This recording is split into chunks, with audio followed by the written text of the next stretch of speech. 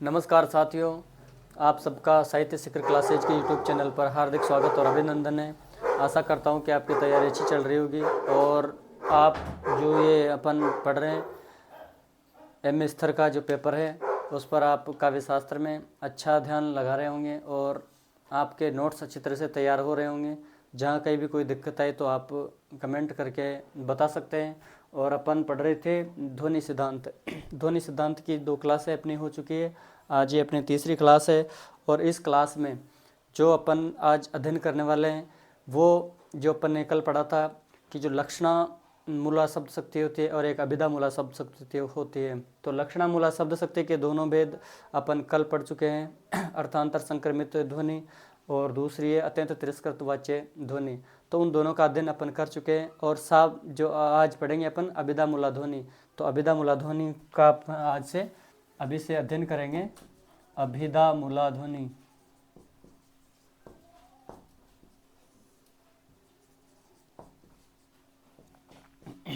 और इसे ही कौन सी ध्वनि भी कहते हैं अपन?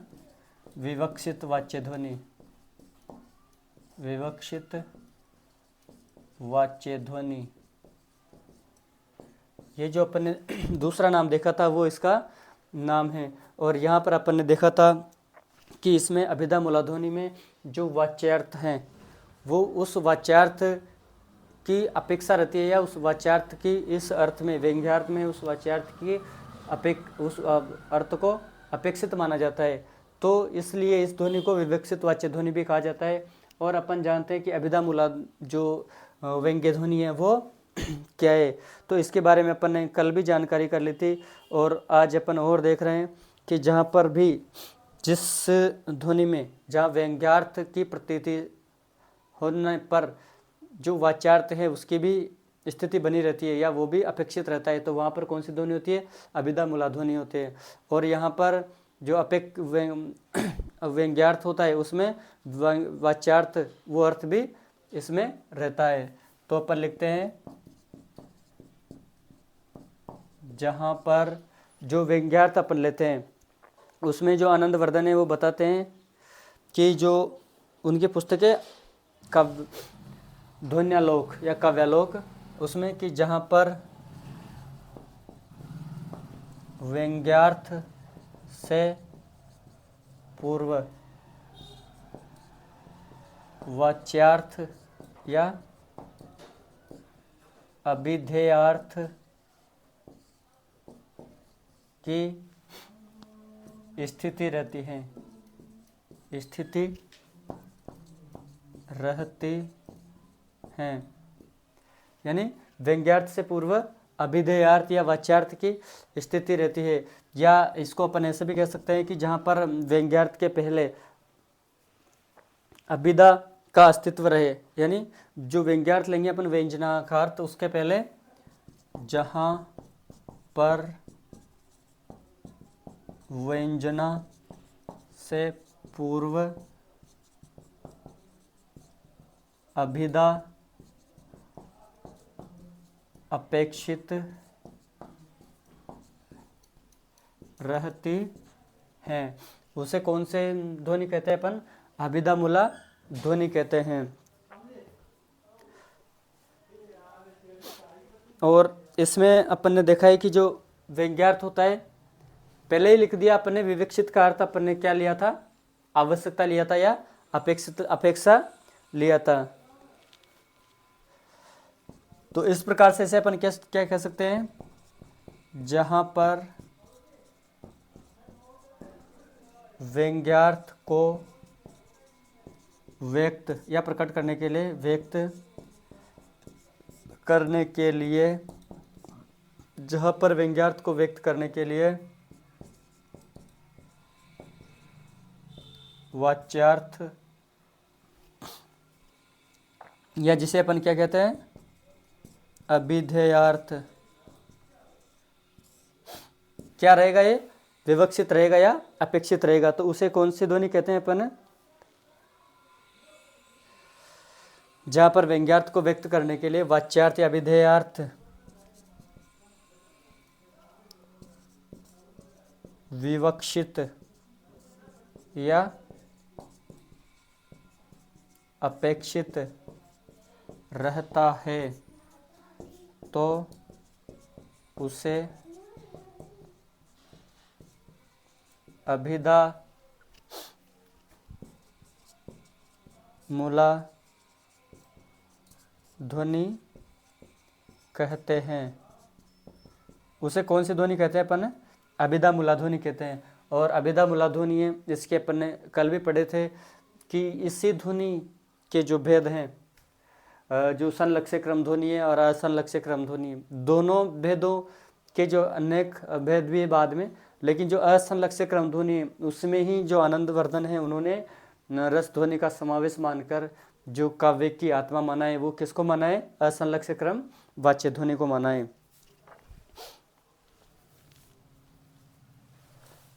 तो अपन देखते हैं कि ये जो अभिधा मूला ध्वनि है, विवक्षित वाच्य ध्वनि, इसमें इसके दो भेद होते हैं।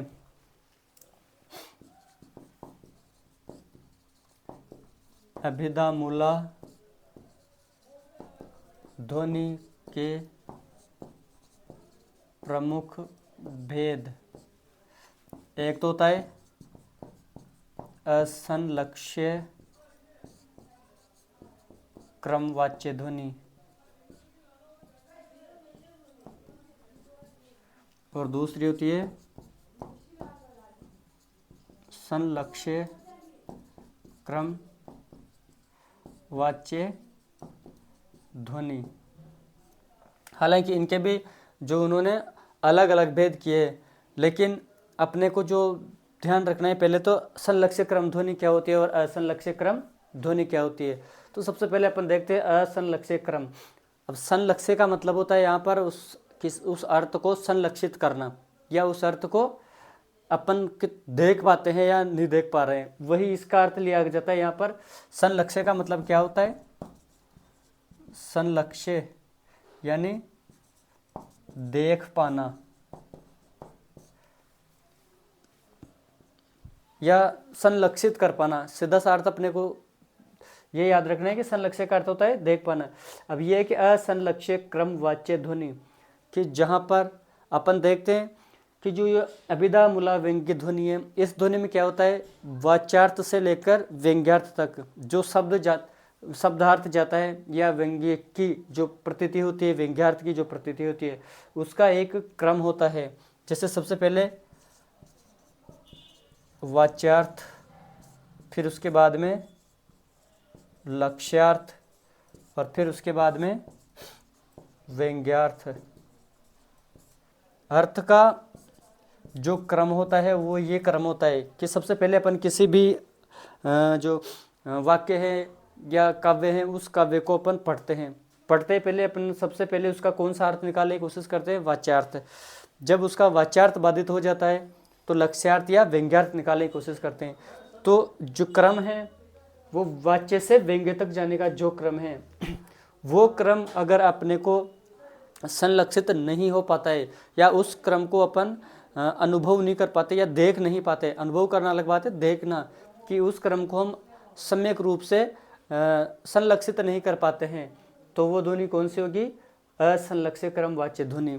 अब दूसरा है संलक्ष्य क्रम वाच्य ध्वनि, और जहाँ पर व्यंग्यार्थ में वाच्य से और व्यंग्य तक जाने के क्रम को हम संलक्षित कर पाते हैं या उस क्रम को देख पाते हैं, तो उस क्रम को या उस ध्वनि को कौन सी ध्वनि कहेंगे?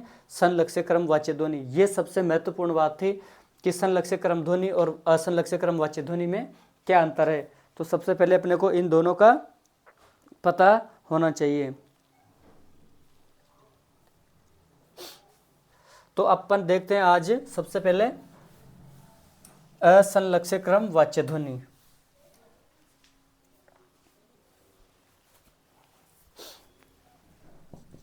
अब अपन ने देखा कि जो संबंधता अभिधेय अर्थ की प्रतीति में या व्यंग्यार्थ की प्रतीति में या व्यंग्यार्थ की अनुभूति में जो क्रम था, एक क्रम था वाच्य से लेकर व्यंग्य तक जाने का, तो ये एक क्रम निश्चित रहता है। जब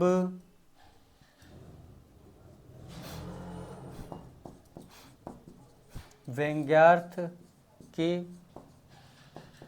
प्रतीति में, या लिखो व्यंग्यार्थ की प्रतीति में, काव्य में व्यंग्यार्थ की प्रतीति में, काव्य में व्यंग्यार्थ की प्रतीति में वाच्य से व्यंग्य तक का एक पूर्वापर या पहले बाद में एक पूर्वापर संबंध होता है। जो ये संबंध होता है, एक पूर्वापर संबंध होता है कि पहले वाच्य फिर लक्ष्य फिर उसके बाद में व्यंग्य, लेकिन भाव संप्रेषण की तीव्रता की वजह से अपन इस अर्थ को, जो ये क्रम है, पूर्वापर क्रम का संबंध होता है, ये लिख लो आप, तो पूर्वापर क्रम का संबंध होता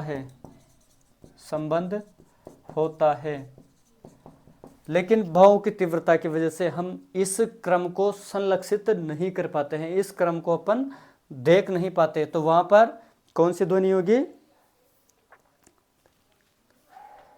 असंलक्षित क्रम होता है, लेकिन भाव संप्रेषण की तीव्रता के कारण हम इस पूर्वापर संबंध को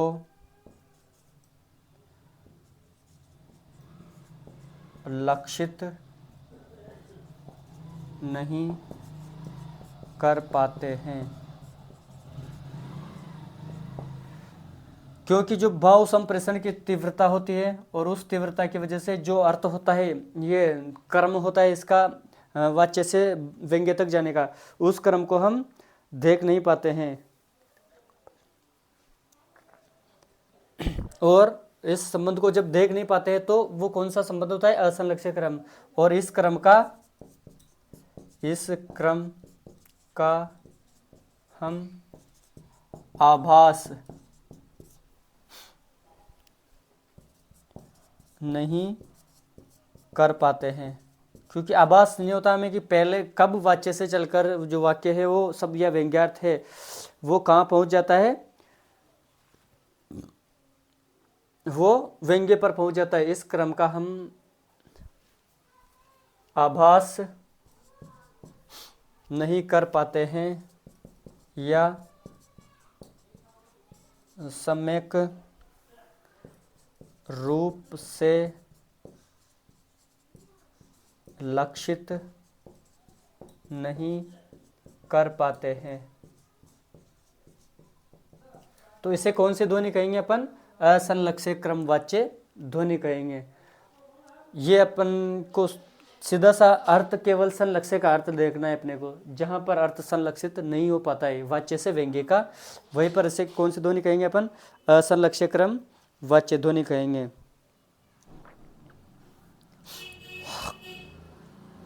इसको मिटा दो, आपने लिख लिया होगा।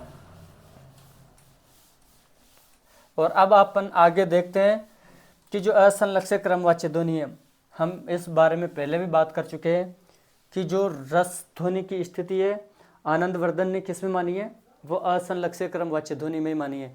तो ये जो वाच्य ध्वनि है इनकी, इसी वाच्य ध्वनि में ये इस वाच्य असंलक्षित क्रमवाच्य ध्वनि को ही काव्य की आत्मा मानते हैं। आनंदवर्धन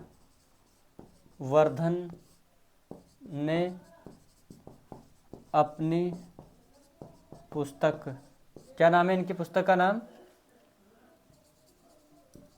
ध्वन्या लोक में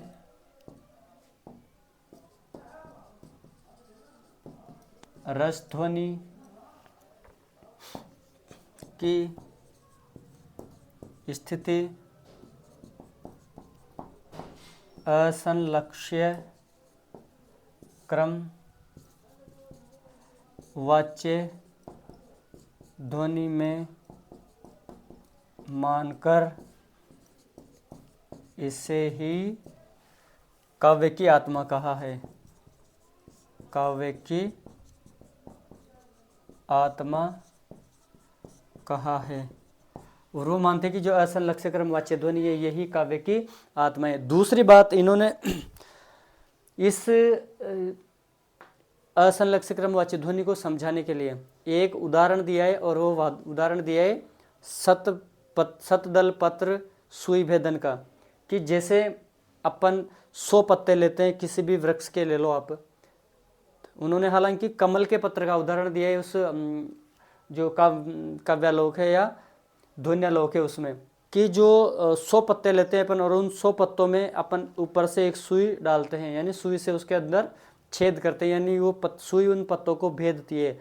तो वो जो सुई है वो उन पत्तों को भेद कर अंत तक चली जाती है। लेकिन वो जो क्रम है, हालांकि क्रम होता है उनका, पहले एक पत्ता, दूसरा पत्ता, तीसरा पत्ता, ऐसे वो क्रम से भेदती हुई जाती है। लेकिन हम उस जो भेदने की जो स्थिति है उस स्थिति को हम सम्यक रूप से संलक्षित नहीं कर पाते। हम बीच में रोक कर नहीं देख पाते कि ये 50वें पत्ते पर है या 20वें पत्ते पर है या 10वें पत्ते पर, क्योंकि वो अपन ने भेज दी।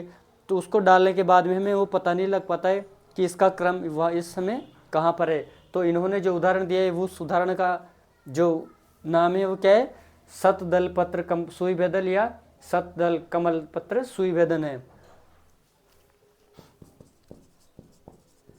इन्होंने असंलक्ष्य क्रम वाच्य ध्वनि को समझाने के लिए सतदल पत्र सुई भेदन, या इसे आप ऐसे भी लिख सकते हो सतदल कमल पत्र सुई भेदन का उदाहरण दिया है। और इन्होंने कहा भी है कि जो ये कम पत्तों को भेदने का जो क्रम है वो एक निश्चित क्रम होता है। हालांकि उस क्रम में अब भेदने की जो स्थिति होती है उसका वो सम्यक रूप से पता नहीं लगा पाते हैं। तो ये जो इन्होंने उदाहरण दिया है इसी में वो लिखते भी है कि जो सुई भेदने का जो क्रम है, तो ये जो पत्तों को भेदती है, लेकिन इसको भेदने का या छेदने का जो क्रम रहता है, लेकिन उस क्रम को हम सम्यक रूप से या वास्तविक रूप से उसको अपन देख नहीं पाते हैं। तो इसलिए इस ध्वनि के लिए उन्होंने क्या कहा है, असंलक्ष्य क्रम वाच्य ध्वनि। और है भी सही कि हम उस अर्थ को ना तो देख पाते हैं और ना ही उसको पता लगा पाते हैं कि कब सुई ने इन पत्तों को भेद दिया। तो ये इनका पहला उदाहरण था असंलक्ष्य क्रम वाच्य ध्वनि का।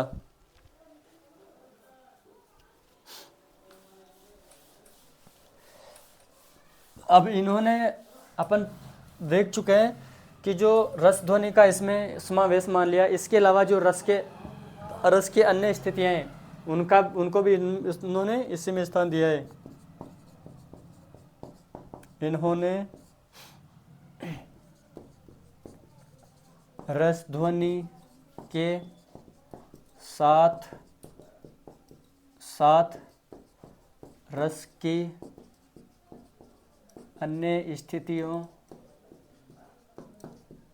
जैसे रसाभाव है, रस है, रसाभाव है, भाव है, भाव अभाव है, भाव दिए, भाव सबलता है, उन सब का इसमें उन्होंने इनको माना है।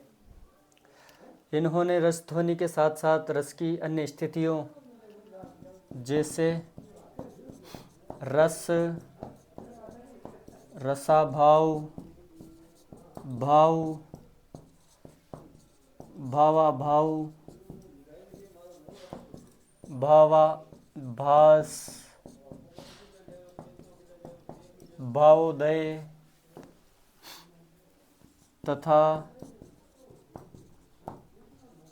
भाव सबलता। इन्होंने रस ध्वनि के साथ साथ रस की अन्य स्थितियों जैसे रस, भावाभाव, भाव, भाव, भावाभास, भाव सबलता को भी असंलक्ष्य क्रम वाच्य ध्वनि में ही स्थान दिया है। इस प्रकार यह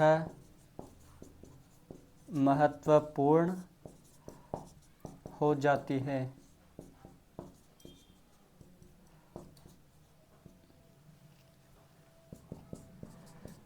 इसी को इन्होंने काव्य की आत्मा कहा है। ये काव्य की आत्मा किसको मानते हैं? इसी ध्वनि को ये काव्य की आत्मा मानते हैं। और इसी में इन्होंने जो अपने काव्य के कुछ शब्द हैं उनको रखा है। इसी में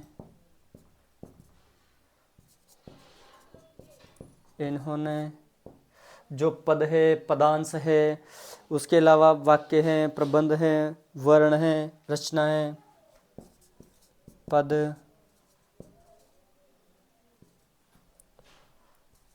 पदांश, वाक्य, वर्ण, रचनागत आदि को रखा है। इस प्रकार अपन ने आज जो देखा है अभी तक वो असंलक्ष्य क्रम वाच्य ध्वनि को देखा है। अब इनका जो दूसरा क्रम है, दूसरा जो प्रकार है वो है संलक्ष्य क्रम वाच्य ध्वनि या संलक्ष्य क्रम व्यंग्य ध्वनि।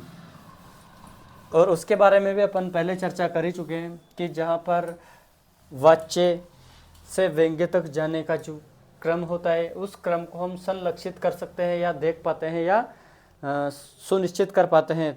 तो उस ध्वनि को कौन सी ध्वनि कहेंगे अपन? उसे संलक्षित क्रम वाच्य ध्वनि कहेंगे या संलक्षित क्रम व्यंग्य ध्वनि कहेंगे। वाच्य के स्थान पर आप व्यंग्य भी रख सकते हो, क्योंकि वाच्य से व्यंग्य तक जा रही है तो संलक्षित क्रम व्यंग्य ध्वनि भी आप इसमें लिख सकते हो, या असंलक्षित क्रम व्यंग्य ध्वनि भी लिख सकते हैं अपन। दूसरा प्रकार है संलक्ष्य क्रम व्यंग्य ध्वनि या संलक्ष्य क्रम वाच्य ध्वनि, दोनों एक ही बात है। अब इसका अपन पहले ही देख चुके हैं कि जो वाच्य और व्यंग्य, वाच्य से व्यंग्य तक जाने का जो क्रम होता है वो क्रम अपने को यहाँ पर प्रतीत हो जाता है। जब व्यंग्यार्थ की प्रतीति में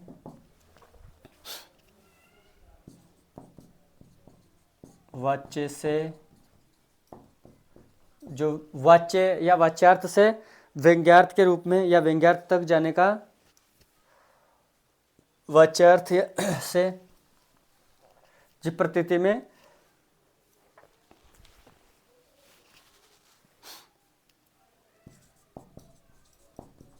वाच्यार्थ और व्यंग्यार्थ का जो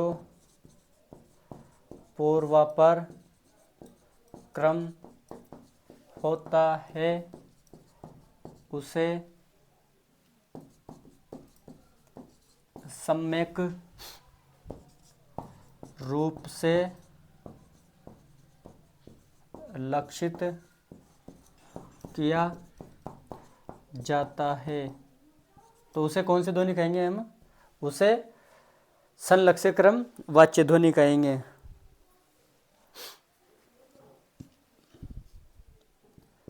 कि जहाँ पर जो व्यंग्यार्थ की प्रतीति में व्यंग्य वाच्य से व्यंग्यार्थ और वाच्यार्थ और व्यंग्यार्थ का जो पूर्वापर्य संबंध है, उस संबंध को अपन सम्यक रूप से संलक्षित कर पाते हैं, देख पाते हैं या उसको महसूस कर पाते हैं, तो उसे हम संलक्ष्य क्रम वाच्य ध्वनि कहेंगे। कि उनका जो क्रम है उस क्रम के अपन देख पाते हैं। और हालांकि इन्होंने ये अब जो संलक्ष्य क्रम वाच्य ध्वनि है या संलक्ष्य क्रम व्यंग्य ध्वनि है, इस ध्वनि में जो इसको समझाने के लिए जो उदाहरण दिया है वो दिया है घंटे का।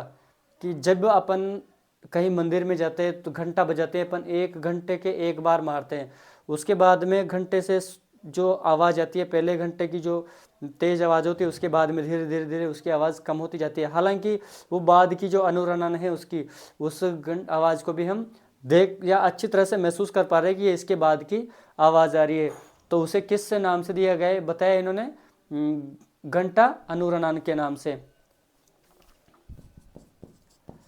इन्होंने इस भेद को समझाने के लिए घंटा अनुरणन, यानी वो बाद में कई देर तक बजता रहता है, धीरे धीरे धीरे धीरे धीरे धीरे तक को, उसे क्या नाम दिया है, घंटा अनुरणन नाम दिया है उसका। घंटा अनुरणन समझाने के लिए घंटा अनुरणन का उदाहरण दिया है। कि किस प्रकार से घंटे को 1 बार मारने के बाद में उससे आवाज़ निकलती रहती है और उसी आवाज़ को जो संलक्षित किया जाता है।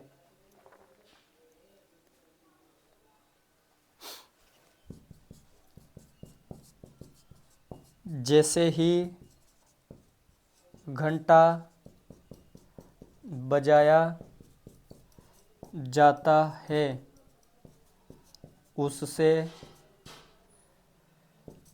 स्थूल ध्वनि निकलती है, स्थूल ध्वनि उत्पन्न होती है।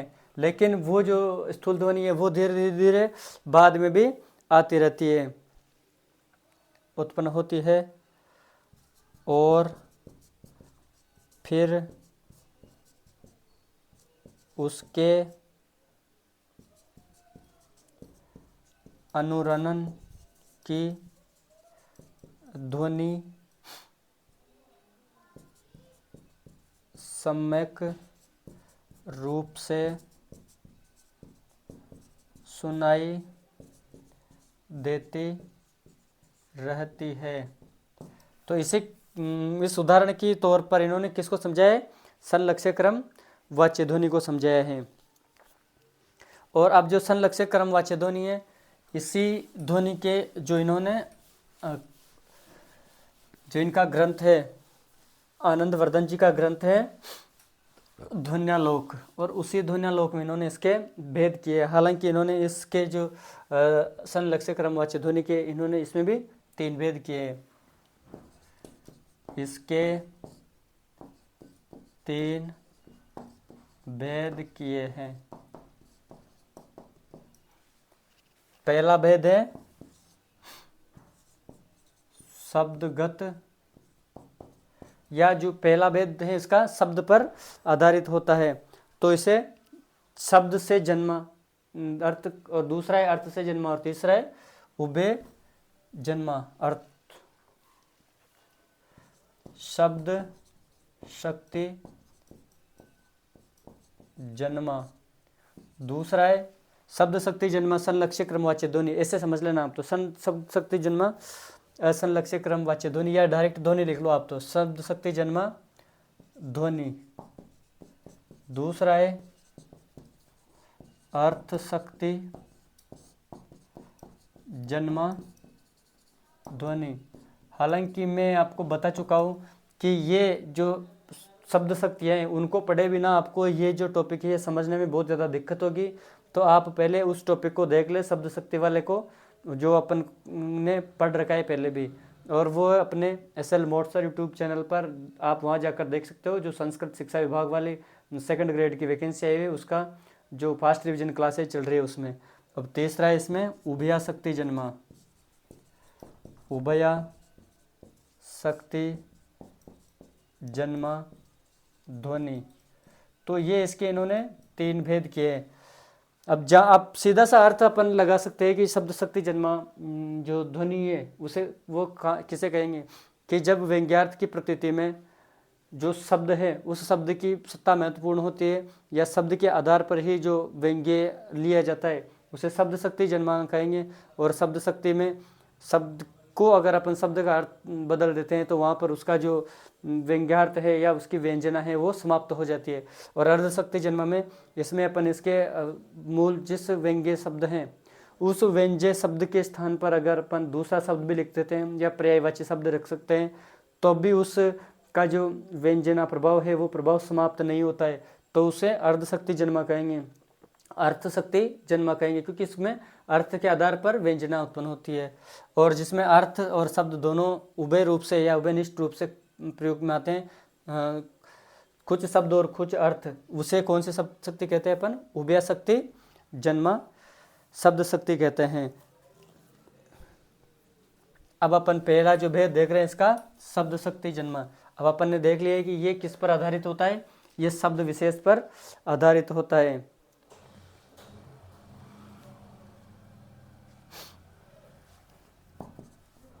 यह ध्वनि का भेद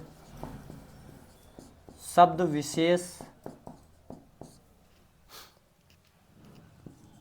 पर आधारित होता है, आधारित होता है, क्योंकि इसमें जो सबसे अधिक प्रभाव उत्पन्न करता है वो क्या उत्पन्न करता है? वो शब्द उत्पन्न करता है। ध्वनि के इस भेद में जो शब्द होता है वो शब्द कौन सा? भेद में व्यंजक शब्द, ध्वनि के इस भेद में व्यंजना, ध्वनि के इस भेद में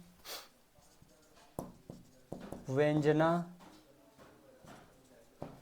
व्यंजक शब्द पर आश्रित रहती है,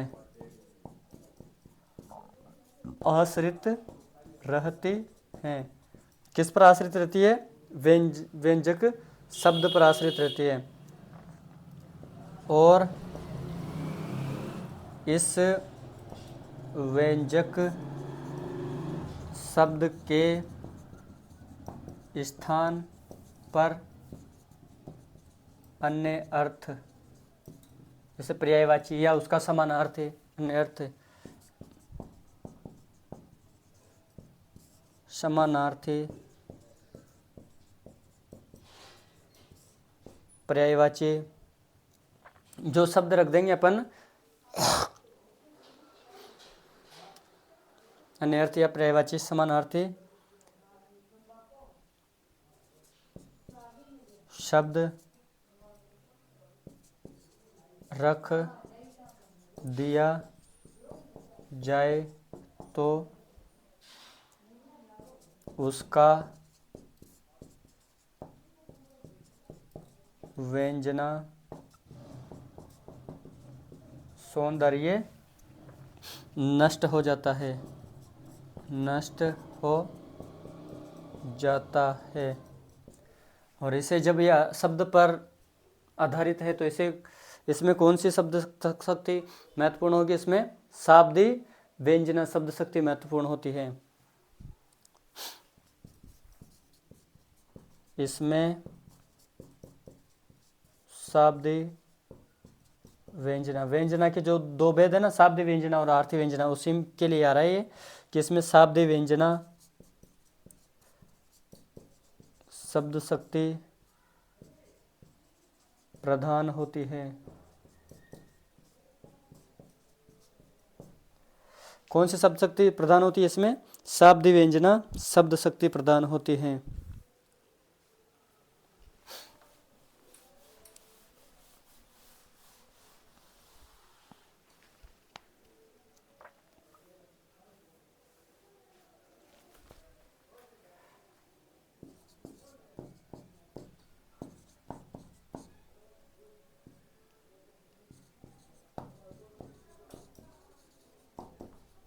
इस व्यंग्य ध्वनि में श्लेष, अलंकार प्रमुखता से प्रयुक्त होता है। क्योंकि श्लेष में भी आप देखते हो किसी शब्द का जो अर्थ है वो उसी से निकलता है। अगर उस शब्द के स्थान पर दूसरा अगर शब्द रख देते तो वो उसका जो श्लेषार्थ है वो नष्ट हो जाता है। तो वो भी किस में मिलता है अपने को? शब्द शक्ति जन्माध्वनि में मिलता है। और इसके बारे में आपने देखे होंगे कई सारे जो श्लेष के उदाहरण हैं वो सारे इसमें आएंगे, जैसे चिर जेओ जोरी जोरे क्यों न सने गंभीर को घटिए बस भानुजा वे हलदर के भीर। इसके अलावा वो देखिए आप कि पानी गए ना उभरे मोती मानस चून। ये सारे जो उदाहरण है यमक वाले नहीं श्लेष वाले उदाहरण वो किस में आएंगे? वो संलक्ष्य क्रम व्यंग्य ध्वनि में आएंगे।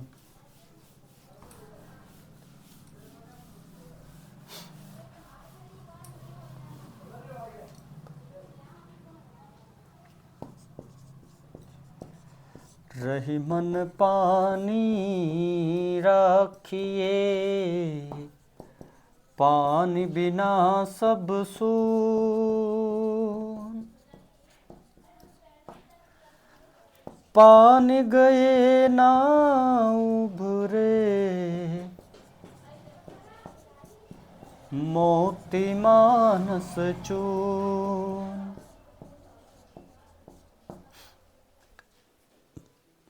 कि ये जो पानी शब्द है इस शब्द का जो श्लेषार्थ लिया गया है वही इसमें संलक्ष्य क्रम जो वाच्य ध्वनि है इसमें भी शाब्दी कौन से पढ़ रहे हैं अपन? शब्द शक्ति जन्मा अर्थ ध्वनि, शब्द शक्ति जन्माध्वनि, इसका ये उदाहरण है। दूसरी अगर अब आती है अपने वो आती है अर्ध शक्ति जन्मा ध्वनि। अब अर्थ शक्ति जन्मा जिस प्रकार शब्द शक्ति जन्मा में जो शब्द महत्वपूर्ण था उसी प्रकार अर्थ शक्ति जन्मा में अर्थ महत्वपूर्ण होगा। और जो ये शब्द शक्ति जन्माए इसके भी इन्होंने दो उपभेद किए। हालांकि अगर आप उनको लिखना चाहो तो लिख लो, वरना वैसा कोई ज़्यादा महत्वपूर्ण नहीं। एक तो वस्तु ध्वनि और एक अलंकार ध्वनि। वस्तु ध्वनि वो वहाँ होती है जहाँ पर व्यंग्यार्थ प्रतीति में किसी अलंकार का प्रयोग न किया जाकर केवल वस्तु या विचार की स्थिति होती है। और दूसरी होती है अलंकार ध्वनि। अलंकार ध्वनि में क्या होता है? केवल जहाँ पर व्यंग्यार्थ की प्रतीति में अलंकार का प्रयोग किया जाता है। चाहो तो आप लिख सकते हो उसे। शब्द शक्ति जन्मा ध्वनि के भेद।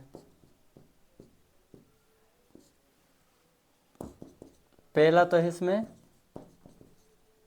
वस्तु ध्वनि कि जहाँ पर जो व्यंग्यार्थ प्रतीति में अलंकार प्रयुक्त न होकर केवल क्या आता है? या तो वस्तु आएगी या उसका विचार आता है। तो उसे कौन सी ध्वनि कहेंगे अपन? उसे वस्तु ध्वनि कहते हैं।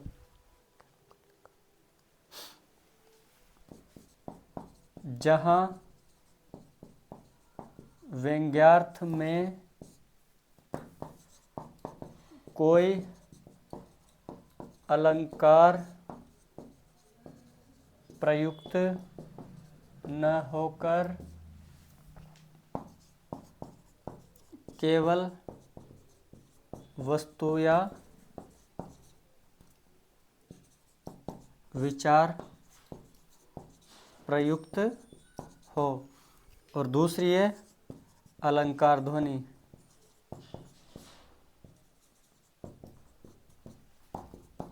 जहाँ व्यंग्यार्थ प्रतीति, जहाँ व्यंग्यार्थ प्रतीति में अलंकार प्रमुख रूप से प्रयुक्त हुआ हो। व्यंग्यार्थ के मूल में लिख लो, या जहाँ पर व्यंग्यार्थ के मूल में अलंकार प्रमुख रूप से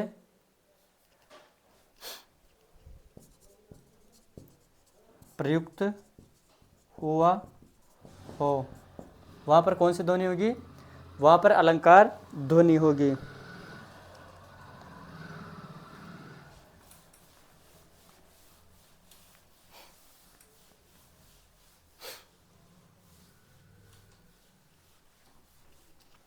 अब दूसरा आता है अपने अर्ध शक्ति जन्मा, अर्थ शक्ति जन्मा, अर्थ शक्ति जन्मा ध्वनि। अपन ने पहले देख लिया है कि जहाँ पर जो व्यंग्यार्थ की प्रतीति में क्या महत्वपूर्ण होता है, जो अर्थ महत्वपूर्ण होता है, उसे कौन से शब्द शक्ति कहेंगे? अपन अर्ध शक्ति जन्मा ध्वनि कहेंगे।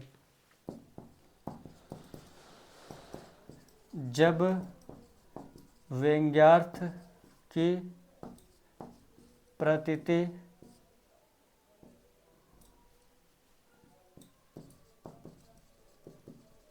वाच्यार्थ के, जब व्यंग्यार्थ की वाच्यार्थ के बोध के पश्चात हो, व्यंग्यार्थ की प्रतीति कब हो? वाच्यार्थ के बोध के पश्चात हो। लेकिन ये जो प्रतीति है हो, परंतु यह प्रतीति कौन सी? जो व्यंग्यार्थ की प्रतीति होती है, यह प्रतीति शब्द विशेष पर आश्रित न होकर उसके अर्थ पर आश्रित हो, तब अर्ध शक्ति जन्मा ध्वनि होती है। कि वहाँ पर जो शब्दार्थ पर आश्रित न होकर, किस शब्द विशेष पर आश्रित न होकर किस पर अर्थ होती है? वो अर्थ विशेष पर आश्रित होती है। अब जैसे अपन ने उसमें देखा था कि उसमें शब्द महत्वपूर्ण है, तो उसे शाब्दी व्यंजना शब्द शक्ति महत्वपूर्ण होती है उसमें, उसके मूल में, और इसमें जो आर्थी व्यंजना शब्द शक्ति है वो इसके मूल में होगी। इसके मूल में आर्थी व्यंजना शब्द शक्ति होती है।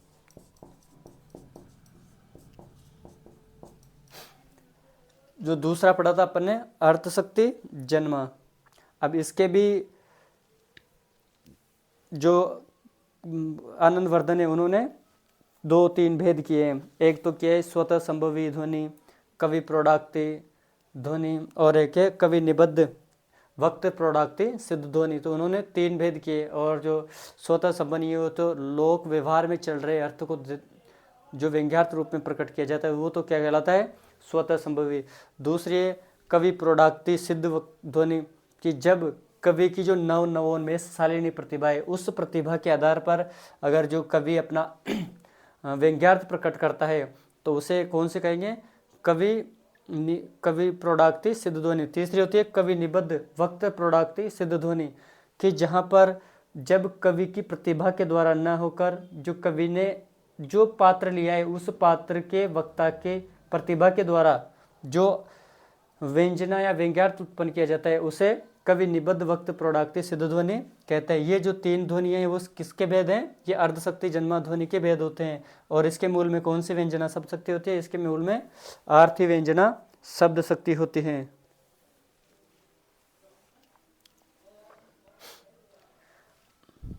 अगर इस शब्द शक्ति में अगर अपन इसके जो व्यंग्यार्थ शब्द है उसके स्थान पर दूसरा अगर शब्द भी रख देंगे तब भी इसके अर्थ में कोई प्रभाव नहीं पड़ेगा। इस ध्वनि में व्यंग्यार्थ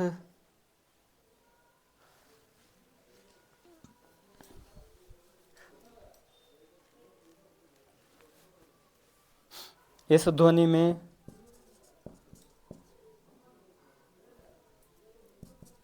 व्यंजक शब्द के स्थान पर उसी का समानार्थी या पर्यायवाची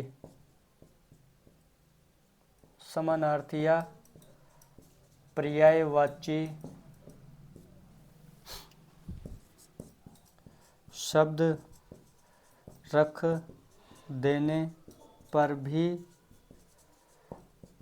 व्यंजना पर कोई प्रभाव नहीं पड़ता है, क्योंकि जो व्यंजना निकल रही है वो तो अन्य यहाँ पर अर्थ से निकल रही है तो अर्थ तो उसका वही रहेगा, उसका समान अर्थ ही रख देंगे तब भी। और जो शब्द शक्ति जन्म ध्वनि थी उसमें अगर अपन उसका जो पर्यायवाची शब्द रख देते तो वहाँ पर थोड़ा सा दिक्कत हो जाती थी। अब अपन अर्ध शक्ति जन्मा ध्वनि इसके जो भेद हैं उन भेदों के बारे में जान लेते हैं, और वो तीनों भेद भी बहुत महत्वपूर्ण भेद हैं। और उस ध्वनि के भेद, पहला है स्वतः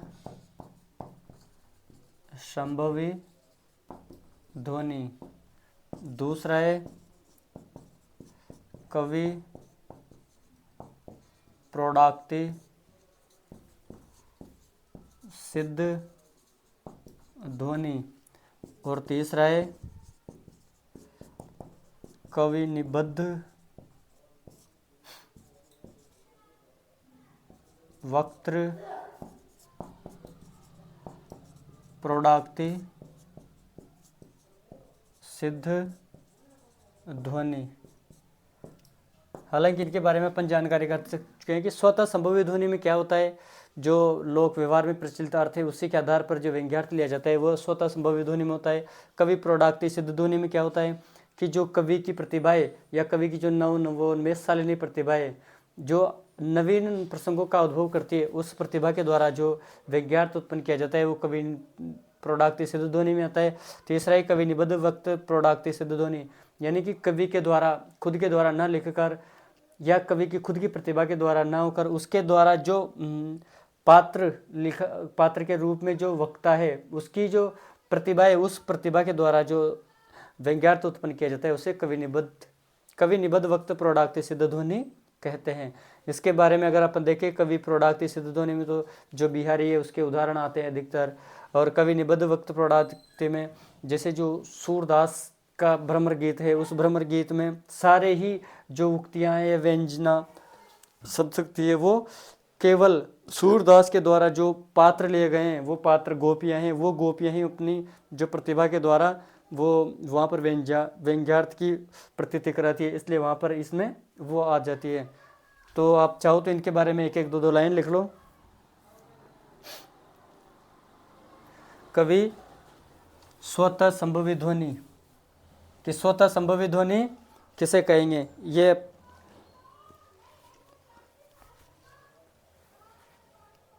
स्वतः आ रहा है ना, जो लोक व्यवहार में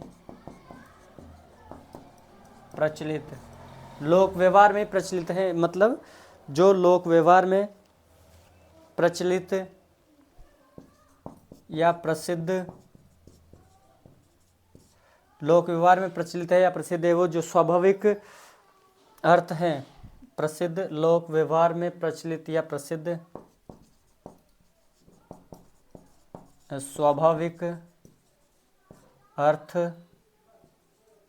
द्वारा, जो लोक व्यवहार में प्रचलित है स्वाभाविक अर्थ हैं उसके द्वारा जो व्यंग्यार्थ उत्पन्न होगा, स्वाभाविक अर्थ द्वारा व्यंग्यार्थ उत्पन्न होता है वह स्वतः संभवी ध्वनि होता है। और इसके लिए जो अधिकतर उदाहरण दिया जाता है वो जो पद्माकर का एक पद है, उस पद के बारे में आता है कि फागु की भीर अभिरन में गही गोविंद ले गई भीतर गोरी। फागु की भीर अभिरन में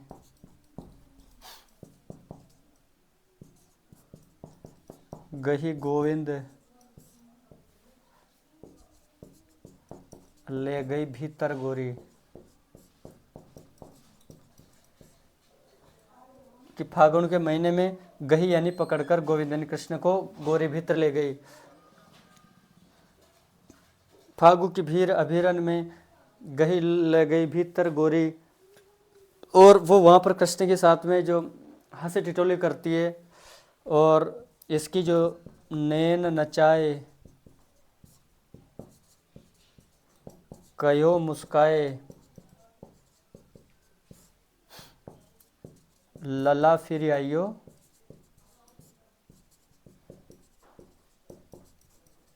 खेलन हो रही। कि जो फागुन के महीने में जो गोविंद वो गोपियां हैं, वो गोपियां कृष्ण को पकड़कर अंदर ले गई और वहाँ पर उसके साथ में खूब मस्ती करने के बाद में और फिर नैनों से मुस्कुराकर और उन्होंने कहा कि हे लला फिर से खेलने होली आना। यहाँ पर यानी व्यंग्य किया गया है, क्योंकि भगवान कृष्ण को इसमें सीधा सा अर्थ तो यही है कि उसको पकड़ के ले गई, लेकिन इसका जो व्यंग्यार्थ है वो व्यंग्यार्थ क्या है कि कृष्ण भगवान को अच्छी तरह से उन्होंने गुलाल लगाए और उनके साथ में मस्ती की। इन भगवान कृष्ण परेशान हो गए और फिर क्या कह रही है कि अब की बार और आना होली खेलने। वो ऐसे कहकर एक व्यंजना जो यहाँ पर उत्पन्न हो रही है कि लला फिर आयु खिले हो रही कि फिर आना तो यहाँ होली खेलने के लिए, बार बार आता है यहाँ पर हमें परेशान करता है। तो उन गोपियों ने मिलकर होली के दिन भगवान कृष्ण की इच्छा बना दी। तो तब वो कह रही है कि वो गोपियाँ प्रसन्न हो रही है और उन्होंने जो उनकी भावना थी वो भावना उनकी पूरी होने के बाद वो कहती है कि हे लला फिर आइयो खेलन हो रही की और होली खेलने यहाँ पर आना। तो जो उनका व्यंग्यार्थ है वहाँ पर सीधा सीधा प्रयुक्त हो रहा है। अब दूसरा है कवि प्रोडाक्ति सिद्ध ध्वनि।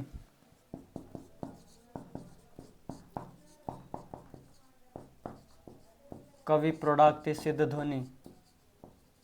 अब इसमें अपन देख चुके हैं कि जो कवि होता है उसके द्वारा या उसकी जो नवोन्मेष शालिनी प्रतिभा है, उस प्रतिभा के द्वारा जो व्यंग्यार्थ की उत्पत्ति या व्यंग्यार्थ की प्रतीति कराई जाती है उसे कौन सी ध्वनि कहेंगे अपन? कवि प्रोडाक्ति सिद्ध ध्वनि। जहाँ पर कवि नवोन्मेष शालिनी प्रतिभा के द्वारा कल्पना से या कल्पित अर्थ से जो व्यंजना उत्पन्न करता है, कल्पित या कल्पना से अर्थ की व्यंजना करता है तो वहाँ पर कवि प्रोडाक्ति सिद्ध ध्वनि होती है। कवि प्रोडाक्ति सिद्ध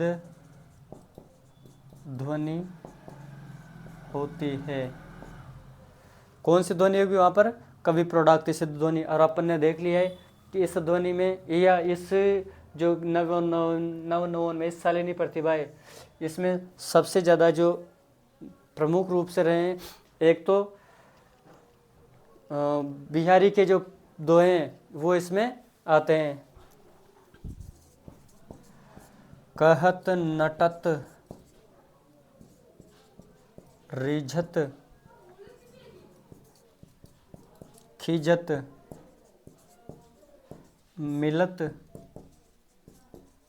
खिलत लजियात।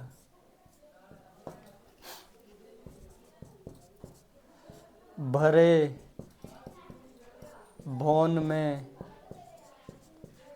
करत है नैननो ही सो बात।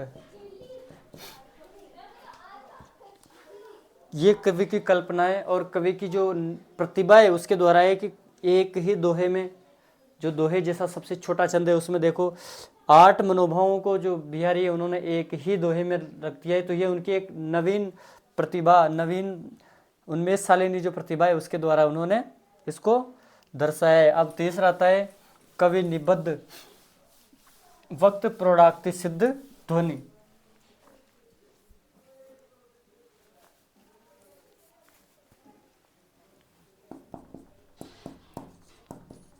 कवि निबद्ध वक्त प्रौढ़ाक्ति सिद्ध ध्वनि।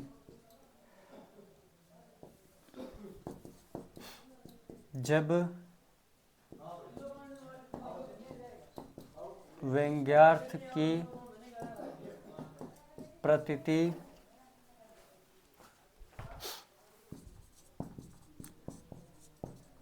कवि प्रतिभा द्वारा न होकर उसके द्वारा लिए गए पात्र के रूप में वक्ता की प्रतिभा से होती है। वक्ता की प्रतिभा से व्यंग्यार्थ की प्रतीति होती है तो उसे कौन से शब्द शक्ति कहेंगे?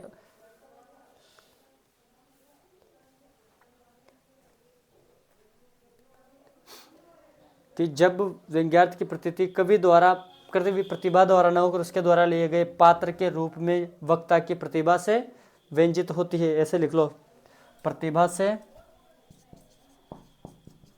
व्यंजित होती है उसे कौन से कहेंगे अपन? कवि निबद्ध वक्त प्रौढ़ाक्ति ध्वनि कहेंगे। और इसमें जो सूरदास के हैं, आयो घोष बड़ो व्यापारी, आयो घोष बड़ो व्यापारी की जो हीरों की नगरी है उसमें एक बहुत बड़ा व्यापारी आया है। फाटक देकर हाटक मांगत भोरे निपट सुधारे, आयो घोष बड़ो व्यापारी। लाद खेप गुण ज्ञान जोग की ब्रज में आए उतारे, इनके कहे कौन डहकावे खार कूप को पानी, आयो घोष बड़ो व्यापारी। तो वो जो पद है या इसके अलावा जो दूसरा पद है जैसे निर्गुण कौन देश को वासी, जिसमें गोपियाँ उद्धव को निर्गुण के ब्रह्म के बारे में उसके निर्गुण का खंडन करती है, तो उनको आप यहाँ पर लिख सकते हो, आयो घोष बड़ो व्यापारी। लाद खेप गुण ज्ञान जोग की ब्रज में आए उतारी, फाटक देकर हाटक मांगत भोरे निपट सुधारी। दुर्हिते खोटी खायो है लय फिरत सिर भारी, इनके कहे कौन डहकावे खार कूप को पानी। इनके कहे कौन डहकावे ऐसी कौन अजानी, अपनो दूध छोड़ को पीवे खार कूप को पानी। उदो जाहू सबार यहाँ ते बेगी चनी लाओ। तो ऐसा इनका एक पद है। तो ये सारे पद इसमें अपन देख सकते हैं। तो ये किस में आते हैं? कवि निबद्ध वक्तृक्ति इसमें आते हैं। अब जो ध्वनि के संबंध में दूसरे सामान्य तथ्य हैं उनके बारे में अपन देखते हैं। कि जो हिंदी के ये जो अभी तक अपन ने पढ़े हैं सारे जो संस्कृत के आचार्य आनंदवर्धन उनके जो विचार पढ़े हैं, अब जो ध्वनि के संबंध में हिंदी के जो विचारक हैं उनके क्या तथ्य हैं। अन्य तथ्य हिंदी के पहले ध्वनिवादी आचार्य कौन रहे हैं। जो पहले रसवाद ध्वनिवादी आचार्य कौन रहे हिंदी के, जिनसे जो अपने क्या नाम से काव्य शास्त्र, क्या हिंदी की जो काव्य शास्त्र है या रीतिकाल है उसकी जो निरंतर स्थिति मानी है, उससे वो जो चिंतामणि घोष है, चिंतामणि त्रिपाठी है, घोष क्या चिंतामणि त्रिपाठी, ये पहले हिंदी के जो पहले ध्वनिवादी आचार्य हैं। इसके अलावा ये इसलिए माने गए क्योंकि इन्होंने हिंदी की पहली बार और शास्त्रीय निरूपण इन्होंने ही किया है। ध्वनि का शास्त्रीय निरूपण इनके द्वारा ही किया है, इनके द्वारा ही किया गया है। और एक हिंदी के आनंदवर्धन एक है जो हिंदी में देव और हुए, तो देव ने जो इन शब्द शक्तियों के बारे में या जो अपने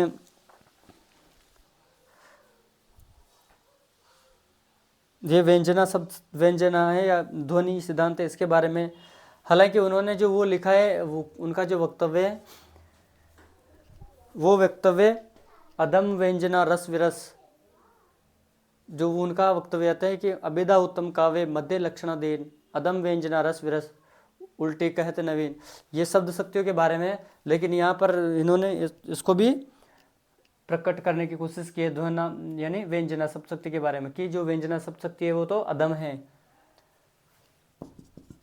आचार्य देव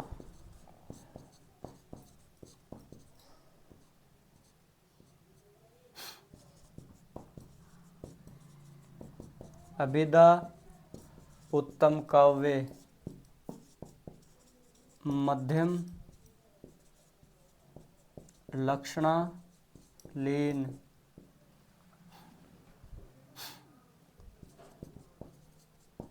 अधम व्यंजना रस विरस उल्टी कहत नवीन, कि जो नए जो काव्यकार आ रहे हैं या नए जो साहित्यकार आ रहे हैं वो हमेशा व्यंजना को उच्च मानते हैं। जो ये व्यंजना ही है, यही जो आनंदवर्धन की ध्वनि है, तो वो इस ध्वनि काव्य को उच्च स्तर का नहीं मानते हैं। अब इसके बाद में जो 2-4 आलोचक हैं उनके जो विचार हैं उनको भी अपन लिख लेते हैं। और आचार्य भोजराज ने इनको तात्पर्य में ही माना है।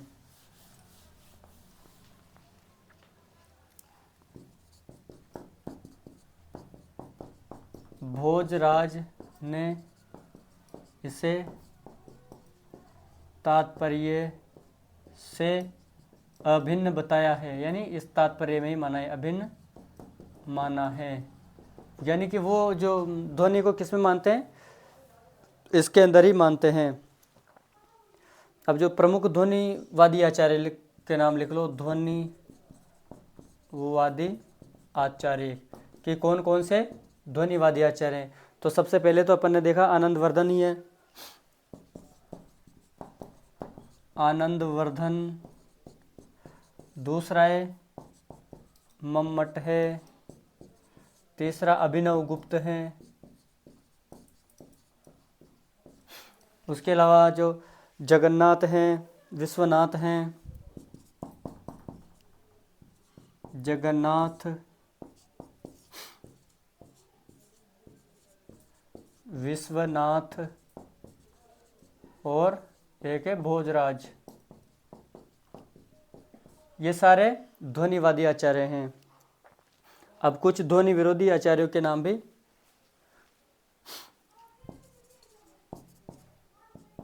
ध्वनि विरोधी आचार्य,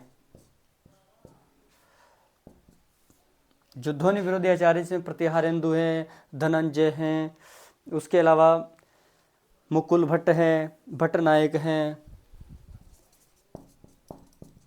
धनंजय,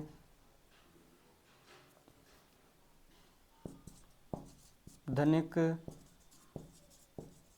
मुकुल भट्ट, प्रतिहारेंदु, भट्ट नायक,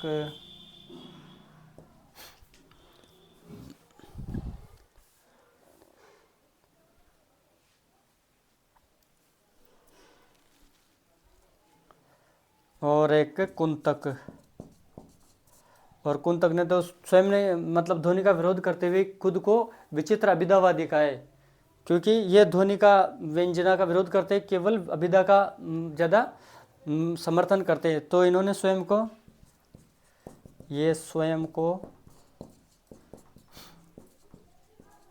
विचित्र अभिधावादी मानते हैं। एक इनके अलावा महिम भट्ट हैं,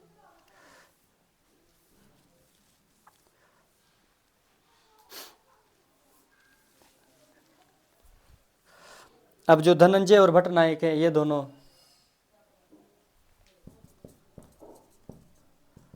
धनंजय, धनिक, एक ही नाम है ये, वहाँ यहाँ पर अलग समझ लो। धनंजय और भट्ट नायक, इनका थोड़ा सा याद रख लेना। ये दोनों रसवादी आचार्य होते हुए भी ध्वनि के विरोध में उत्पन्न, ध्वनि के विरोधी हैं।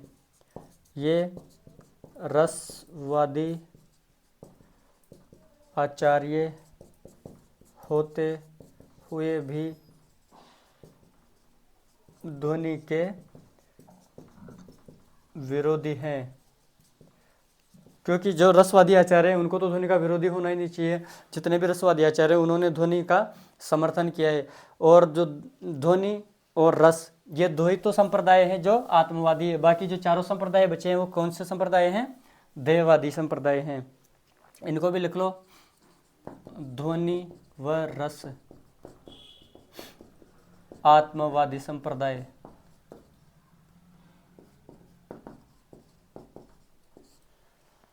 और जैसे बाकी बचे अलंकार, रीति,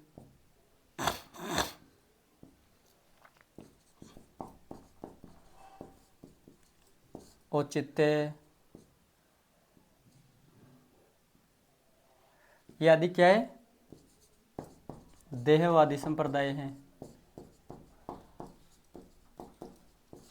एक संप्रदाय अलंकार संप्रदाय, रीति संप्रदाय, औचित्य संप्रदाय, और एक कौन सा संप्रदाय रह गया, अभी याद नहीं आ पा रहा है।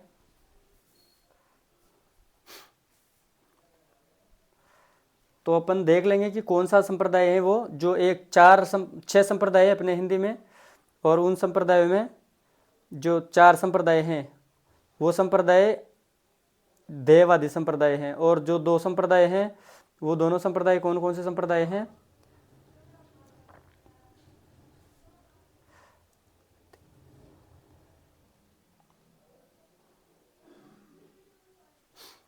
रस हो गया, ध्वनि हो गया, अलंकार हो गया, रीति हो गया, औचित्य हो गया, कौन सा बच गया अब? हाँ, एक संप्रदाय जो कुंतक का है, वक्रोक्ति संप्रदाय। तो ये जो चारों संप्रदाय हैं ये देहवादी संप्रदाय हैं। जो ध्वनि और रस हैं इन दोनों को मानने वाले विचारक लगभग एक दूसरे से सहमत हैं। लेकिन ये जो धनंजय, धनिक और भट्ट नायक है, ये दोनों रसवादी आचार्य होते हुए भी ये इन्होंने ध्वनि का विरोध किया है। इस प्रकार अपना आज ये ध्वनि सिद्धांत पूर्ण होता है, और इस पर अच्छे से अपने विस्तृत व्याख्या करिए। और जो भी अगर आपको समस्या आती है तो आप कमेंट बॉक्स पर लिखकर ज़रूर बता सकते हैं। आशा करता हूँ कि आप अच्छी तरह से समझ रहे होंगे, और कोई अगर आपको समझ में नहीं भी आता है तो हम तक बात पहुँचाने का कष्ट करें। जय हिंद, नमस्कार।